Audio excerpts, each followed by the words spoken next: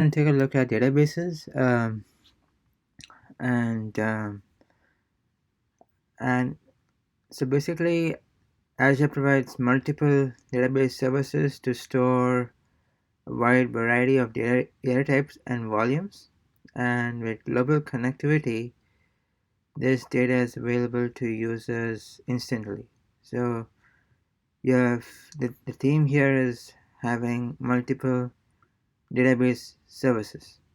So we have Azure Cosmos DB, Azure SQL Database, Azure Database for MySQL, Azure Database for PostgreSQL, SQL Server on Azure Virtual Machines, Azure Synapse Analytics, Azure Database Migration Service, Azure Cache for Redis, Azure Database for MariaDB. So, so let's just go through the function for each one. Azure Cosmos DB is a globally distributed database that supports NoSQL options. So NoSQL, as you've seen earlier, is a non-relational database,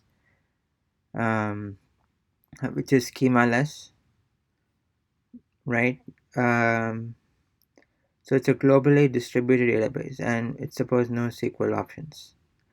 And what is the function of SQL database? Azure SQL database. So it's a fully managed relational database, and unlike Cosmos DB, with auto scale, integral intelligence, and robust security. Right. So the next one is database for MySQL.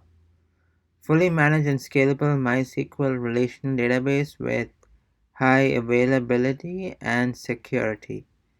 And you have a database for PostgreSQL. So it's a fully managed and scalable PostgreSQL relational database with high availability and security. So similar to MySQL. I mean, just the difference is one is MySQL, the other one is PostgreSQL.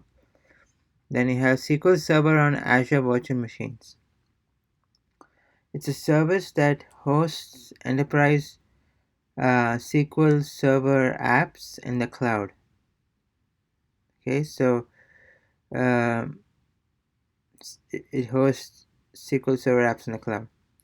And then you have Azure Synapse Analytics. It's a fully managed data warehouse with integral security, and it's a data warehouse. So